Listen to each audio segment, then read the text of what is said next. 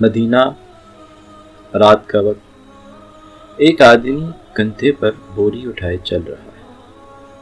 ساتھ چلنے والا کہتا ہے، امیر المومنین، یہ بوجھ مجھے دے دیجیے۔ وہ فوراً جواب دیتے ہیں، قیامت کے دن بھی کیا میرا بوجھ تم اٹھاؤ گے؟ نہ کوئی محافظ، نہ کوئی لشکر، نہ کوئی شاہی لباس۔ یہ ہیں حضرت عمر بن الخطاب، وہی عمر جن کے نام سے کبھی قریش کانپتے تھے، لیکن اب انہیں اپنے رب کا خوف جگائے رکھتا تھا۔ رسول اللہ صلی اللہ علیہ وسلم کے وصال کے بعد ابو بکر کا دور آیا، اور جب ابو بکر کی وفات قریب آئی تو انہوں نے صحابہ کے مشورے سے عمر کو خلیفہ نامزد کیا۔ لیکن بعض صحابہ کو تشویش ہوئی، انہوں نے حضرت ابو بکر سے عرض کیا، عمر طبیعت میں بہت سخت ہیں، کہیں لوگوں پر سختی نہ کریں۔ ابو بکر نے جواب دیا، وہ اس لیے سخت ہیں کیونکہ مجھے نرم دیکھتے ہیں، جب ذمہ داری ان کے کندھوں پر آئے گی تو بدل جائیں گے۔ اور واقعی تاریخ نے پھر ایک عجیب منظر دیکھا۔ وہی عمر جن سے لوگ کبھی ڈرتے تھے، راتوں کو جاگ جاگ کر رونے لگے۔ وہی عمر جو کبھی تلوار کے ساتھ چلتے تھے، اب بیواؤں اور یتیموں کے گھروں کے چکر لگاتے تھے۔ ابو بکر نے کہا تھا، ذمہ داری آئے گی تو بدل جائیں گے، لیکن ذرا سوچیے، ہم میں سے کتنے لوگ ہیں جو ذمہ داری آنے کے بعد بہتر ہوتے ہیں؟ بلکہ یہاں تو اکثر الٹا ہوتا ہے۔ بچپن میں نرم تھے، جب گھر کا بوجھ آیا تو سخت ہو گئے۔ نوکری سے پہلے خوش مزاج تھے، جب اختیار ملا تو اکڑ آ گئی۔ عمر میں یہ فرق کیوں تھا؟ کیونکہ ان کے اندر ایک خوف تھا جو اقتدار کے ساتھ بڑھتا تھا، کم نہیں ہوتا تھا، اور وہ خوف آج بھی ہم میں سے کسی کو بھی نصیب ہو سکتا ہے اگر ہم واقعی سوچیں کہ کل کسی نہ کسی کے سامنے جواب دینا ہے۔ عمر کی ایک عادت تھی، وہ رات کو مدینہ کی گلیوں میں نکلتے، نہ اعلان، نہ پروٹوکول، نہ لشکر، صرف ایک خوف کہ کہیں کوئی انسان ان کی رعایا میں تکلیف میں نہ ہو۔ ایک رات وہ اسی طرح گشت پر نکلے۔ ایک خیمے سے بچوں کے رونے کی آواز آئی۔ عمر قریب گئے، ایک عورت ہانڈی چلا رہی تھی۔ عمر نے پوچھا، بچے کیوں رو رہے ہیں؟ عورت نے تھکے ہوئے لہجے میں کہا، بھوک سے۔ پوچھا، اس میں کیا پک رہا ہے؟ جواب آیا، پانی، صرف پانی۔ میں بچوں کو بہلا رہی ہوں کہ کھانا پک رہا ہے تاکہ روتے روتے سو جائیں۔ پھر اس عورت نے کہا، اللہ عمر سے پوچھے گا کہ اس نے ہماری خبر کیوں نہ لی۔ اور یہاں عمر خاموش ہو گئے، نہ صفائی دی، نہ بتایا کہ وہ خود عمر ہیں، کیونکہ سچے لوگ عذر دینے سے پہلے ذمہ داری محسوس کرتے۔ پھر بیت المال گئے، وہاں سے آٹا، گھی، کھجوریں لی، خود بوری اٹھائے، واپس اسی خیمے تک چلے۔ ساتھ ان کے غلام اسلم بھی ہو لیے، خود آگ جلائی، خود کھانا پکایا، اور اسلم کہتے ہیں کہ وہ جھک جھک کر ہانڈی میں پھونکے مار رہے تھے اور دھواں ان کی داڑھی میں جا رہا تھا، اور عمر وہاں سے تب تک نہ اٹھے جب تک بچے کھا کر ہنسنے لگے۔ وہ عورت نہیں جانتی تھی کہ اس کے سامنے خود عمر کھڑے ہیں، لیکن عمر جانتے تھے کہ وہ جو سن رہے ہیں وہ بالکل سچ ہے، اور انہوں نے وہ کام کیا جو ہم میں سے اکثر لوگ نہیں کرتے۔ انہوں نے صفائی نہیں بلکہ فوراً مداوع کیا۔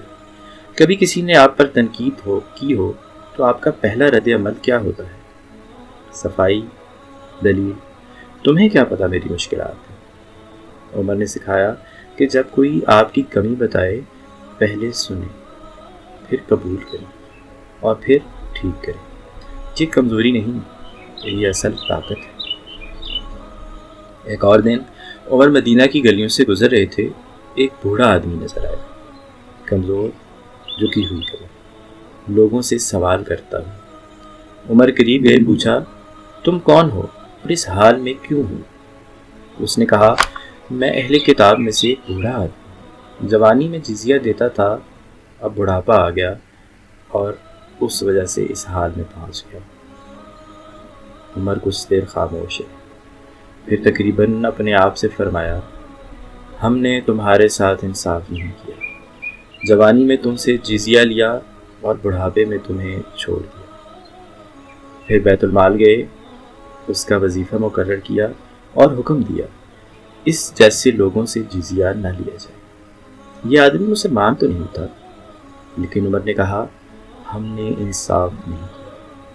یہ جملہ بہت چھوٹا ہے، لیکن دنیا کے بڑے بڑے حکمران یہ 3 الفاظ کبھی نہیں کہہ پاتے۔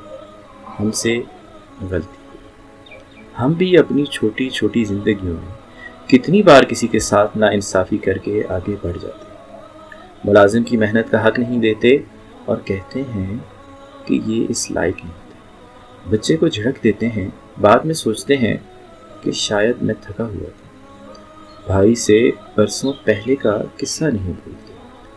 عمر نے بس وہ کیا جو سب سے مشکل ہے، غلطی مانی اور فوری طور پر اس کو ٹھیک کیا۔ پھر وہ دن آیا جب بیت المقدس یعنی قبلہ اول فتح ہوا۔ وہاں کے باشندوں نے شرط رکھی ہم شہر کی چابیاں صرف مسلمانوں کے خلیفہ کے ہاتھ میں دیں گے۔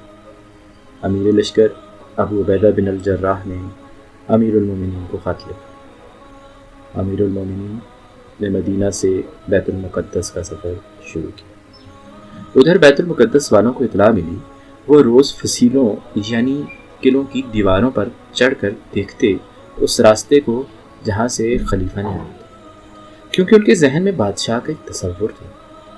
انہوں نے روم دیکھا تھا، ایران دیکھا تھا۔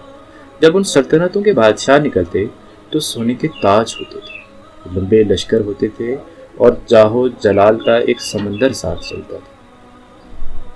اور اب وہ اس آدمی کا انتظار کر رہے تھے جس کے زیر حکومت روم اور ایران دونوں آ چکے تھے۔ اور پھر ایک عجیب منظر نظر آیا۔ ایک اونٹ اور 2 آدمی، ایک سوار تھا اور ایک آگے پیدل چل رہا تھا۔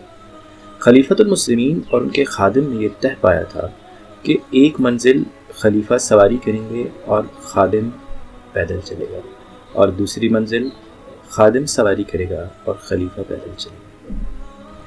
اب جب بیت المقدس کے قریب پہنچے تو سواری کی باری خادم کی تھی۔ اس نے عرض کی امیر المومنین اب آپ سوار ہو جائیں، لوگ دیکھ رہے ہوں گے۔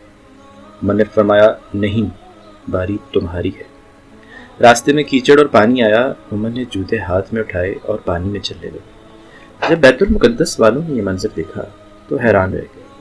انہوں نے کہا اس بادشاہ سے زیادہ جلال والا تو اس کا خادم لگ رہا ہے جو اس کے آگے آگے چل رہا ہے۔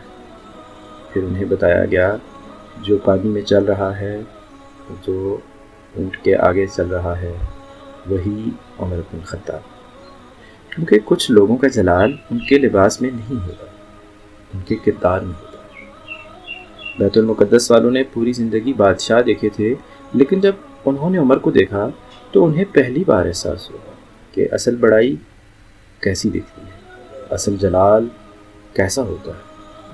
ہم اپنی زندگی میں بھی لوگوں کو متاثر کرنے کے لیے نہ جانے کتنے چہرے لگاتے ہیں، گاڑی، کپڑے، عہدہ، رشتہ داری۔ ہم مسلسل یہ ثابت کرنے کی کوشش کرتے ہیں کہ ہم اہم ہیں، لیکن عمر نے کبھی متاثر کرنے کی کوشش نہیں کی، اور شاید اسی لیے 1400 سال بعد بھی دنیا ان کو یاد کرتی ہے، جبکہ ان کے ہم اثر بادشاہوں کا نام بھی باقی ہے۔ آج ہم نے عمر کو ایک نئے زاویے سے دیکھا، ایک فاتح جو رات کو بھوکے بچوں کے لیے کھانا پکاتا تھا، ایک حکمران جو ایک غیر مسلم بوڑھے کے لیے بیت المال کھول دیتا تھا، اور ایک خلیفہ جو بیت المقدس میں داخل ہوتے وقت اپنے خادم کی باری ختم نہیں کرتا، کیونکہ عمر جانتے تھے اختیار انسان کو بڑا نہیں بناتا، اختیار صرف یہ ظاہر کرتا ہے کہ انسان اندر سے کتنا بڑا ہے، اور شاید یہی ہر طاقت کا اصل امتحان ہے۔ کیا وہ آپ کو لوگوں سے اوپر لے جاتی ہے یا لوگوں کے لیے چھپا دی؟ لیکن بیت المقدس کی کہانی ابھی ختم نہیں ہوئی، کیونکہ شہر میں داخل ہونے کے بعد ایک عالم نے عمر کے کپڑوں پر نظر ڈالی اور رکے۔ پھر اس نے کہا ہماری کتابوں کے مطابق باقی تمام نشانیاں آپ میں پوری ہوتی ہیں جو بیت المقدس کی چابیاں لے گا، صرف ایک نشانی ابھی باقی ہے۔ وہ کون سی نشانی جو ایک کتاب میں لکھی ہوئی تھی؟ جانیے اگلی قسط۔ اللہ پاک ہمیں دین کو سمجھنے اور اس پر عمل کرنے کی توفیق عطا کرے۔ السلام علیکم۔